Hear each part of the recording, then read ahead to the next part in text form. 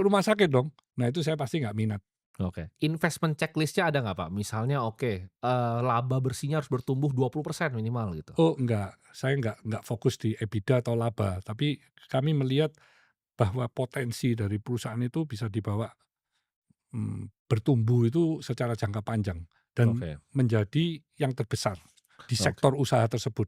Kenapa decision-nya akhirnya kan ada beberapa perusahaan kayak misalnya yang Pak Hermanto bilang tadi, yang dominate market share di Indonesia itu decide untuk go private, ya kan, yang di bidang air. Kenapa akhirnya Pak Hermanto decide untuk banyakin go public nih sekarang? Kalau kalau, perusahaan udah menjadi publik, itu kan berarti, kontrolnya ini sudah lebih kuat, Ya, terus, dijalankan secara transparan, ya. Jadi di holding kami ini untuk ngawasin, untuk ngontrol tuh lebih gampang, ya, karena mereka dimiliki oleh orang-orang yang bekerja.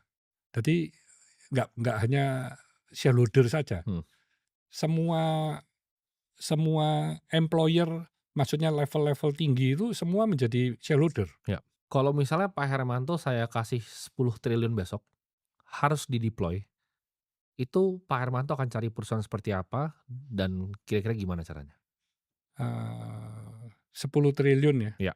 Kalau di dunianya Timothy hanya di layar ya, itu itu, eee, nilai juga relatif ya, Ya. besar kecil ya.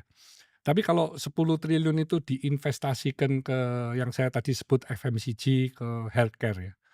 Wow, itu bisa menjadi satu perusahaan yang keren ya. Dan kalau ketemu dengan, stakeholder ya, mulai dari yang bekerja, distribution, dan semua jaringannya, itu kita bisa menjadi apa ya, bahagia gitu ya. Oke. Apalagi kalau terus perusahaannya itu bisa terus, bertumbuh